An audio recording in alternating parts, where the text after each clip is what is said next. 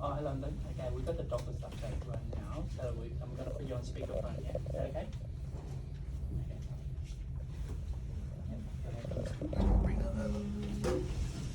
John, can you hear me? John, can you hear me? Yeah, hello. That's great. Okay.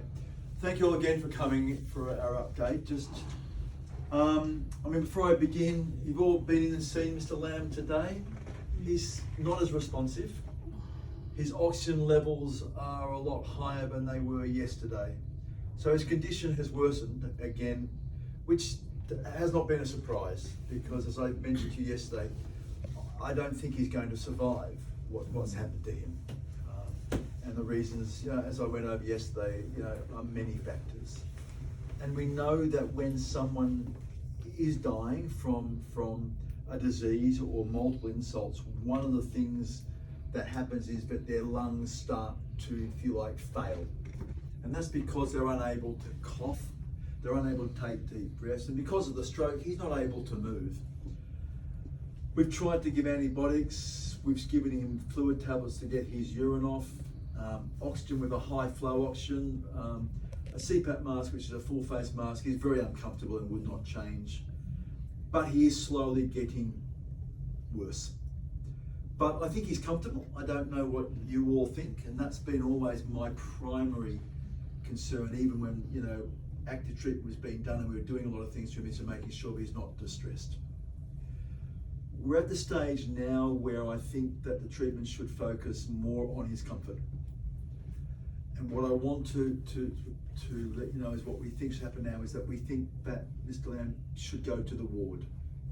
And on the ward, it means that the room will be bigger, a bit easier for all of you to visit. The oxygen that he's got, that can continue, the feeding can continue, the antibiotics, all that can continue. But it's just a more quieter and an area where you can go.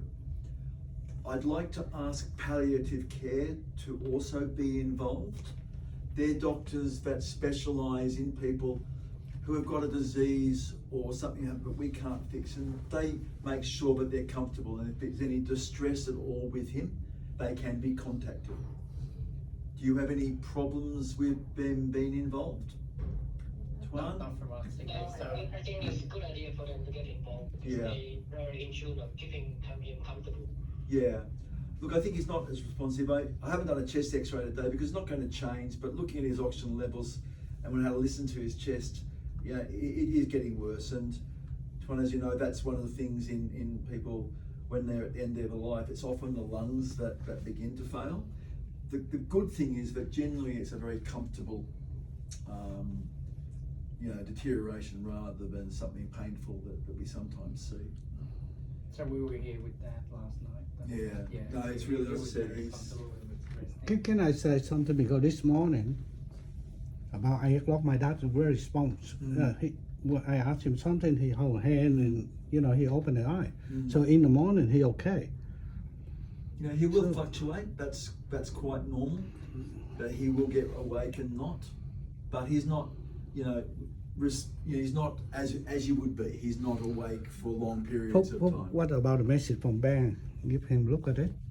Oh, that they already passed it on. Yeah, I gave you the extra. I sent you the X-ray yesterday, didn't I? Have to try, man. Right? You got the X-ray? Yes. So you see what I mean. Yeah, I saw the X-ray. Yeah. What often happens is that when consciousness, they get what we call fluctuating consciousness. So sometimes they wake up, sometimes they go back to sleep. Progressively, they become more and more sleepy and less awake. But the problem is this lungs. So unfortunately, despite all that we put him through, and he's been through a lot, he is just not going to get better. And then, Yes. so there's a couple of things that bé An gửi cho anh Tuấn á. So is there anything you want to bring up and ask the doctor? Yeah, I did talk to the cardiology team this morning. Yep. Sydney sort of raised the question about first thing is about the fluid. Basic dosing, but talk to the cardiologist, and they say going to be titrate concentrating the LASIK dosing a bit too strong, it can damage the kidney more. Yeah, his kidney function has worsened again today. I should have brought that up. It's up to 300 now.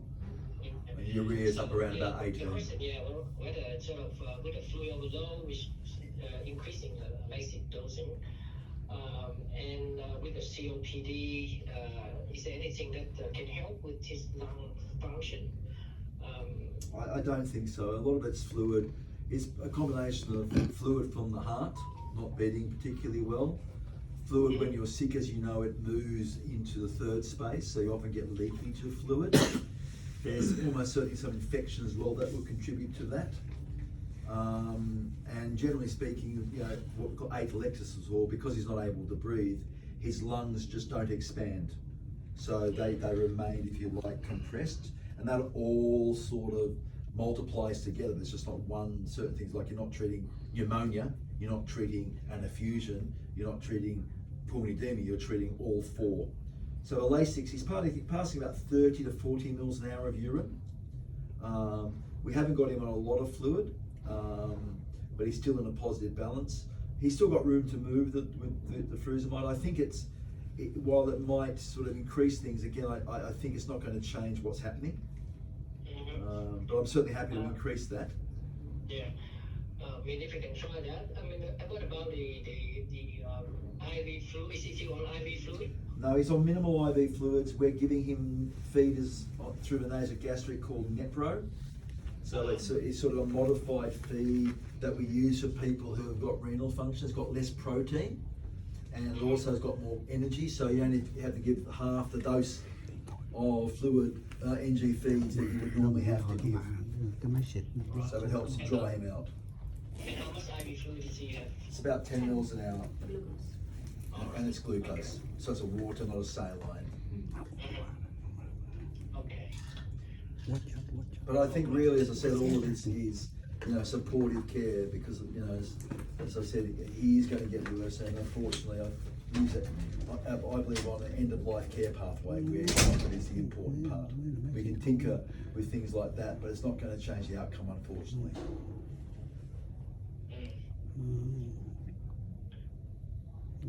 Bác sĩ cũng với em rồi. Okay, for anything Cái else này you nó want đâu to có ask? chị. Đâu, tôi gửi vô cái chat rồi phải có. Last night, some of us stayed overnight.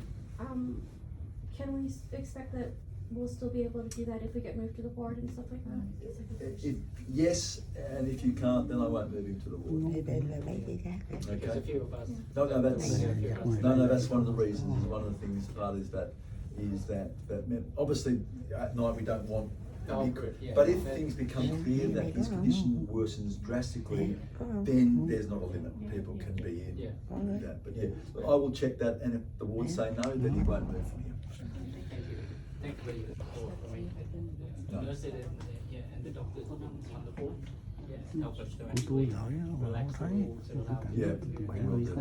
longer. And I'll just tại confirm con bé that. Anh nó I'll confirm that at the end of this meeting. Yeah. But Thank you. if you can't come